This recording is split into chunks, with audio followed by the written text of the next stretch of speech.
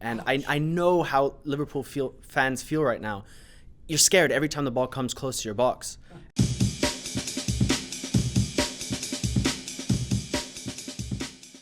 Liverpool, as advertised, didn't do much business in the January transfer window. Andre and Fab here to discuss the perfect storm brewing over Anfield. Fab, Liverpool did nothing in the way of business off the pitch. They did nothing much of any good on the pitch in way of business and winning points. Combine those two things, you're going to get rumblings of trouble. Why did they not buy? I think Klopp is very happy with his squad. He's got Sadio Mane coming back from the AFCON, and they have gone through a rough patch of form, but what team doesn't? And they're still only 1 point off second. He'll be happy where his team is on the table. He'll be happy with the way, maybe not the way they've been playing recently, but the way he knows they can play as a team. And therefore, he doesn't feel the need to strengthen. He's happy going forward, and he'll say, I'll see out the season with the players that I have. Andre, it seemed to rub salt into the wounds for some that they didn't buy a defender, and all they did was manage to give one away in Mamadou Sakho. Why did Jurgen Klopp do that? Clearly, the feud between Klopp and Sakho was never solved.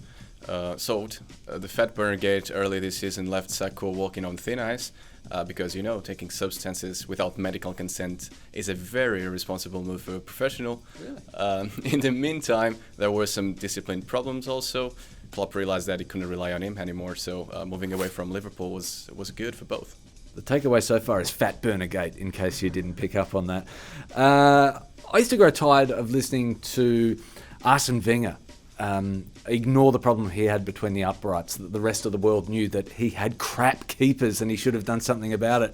And now it seems with Mignolet and Karius that mantle has been passed to Jurgen Klopp. How do you see this problem for Liverpool, Andre? They definitely should have done something. The transfer window. I don't think Mignolet is as terrible as the English media has been portraying him in the past months. Second takeaway. Yeah. However, it's definitely not good enough for Liverpool. Karius is not good enough right now to establish himself as a top keeper. I would definitely splash some money on Rulli from Real Sociedad, who was perfect for them. Fab, Klopp doesn't love to advertise the business he's doing, so maybe he's looking really hard. We know finding strikers is hard, and when you look really seriously at the top level, finding an amazing keeper is hard too, right? Of course, but you don't need an amazing keeper to win the Premier League. Watching, I think there are a lot of keepers that could be an upgrade on Mignolet and Karius. Gomez of Watford is one of them. Played very, very well against Arsenal yesterday. But watching these two keepers play, it brings me back to the days of Tim Howard and Roy Carroll at United. And I know how Liverpool fans feel right now. You're scared every time the ball comes close to your box. And so Klopp needs to do something, and I think there are plenty of keepers that would be an upgrade. Amen. Andre, more broadly speaking, why are Liverpool struggling so badly? Just quickly. They've been playing a fast-paced football with very strong focus on pressuring high. After an extremely demanding December, they just cracked physically in this beginning of the year.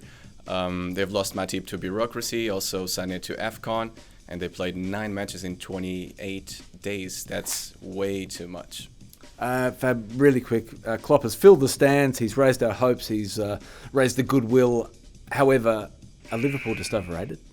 They are. They're very overrated. There are only 3 players in that squad that impress me. Coutinho, Firmino, and Sadio Mane. And Sadio Mane, as discussed, has been gone. It's a very, very unbalanced squad. Attacking-wise, very talented. The rest, not so much. A lot of work is to be done if he wants to challenge for the title with this squad.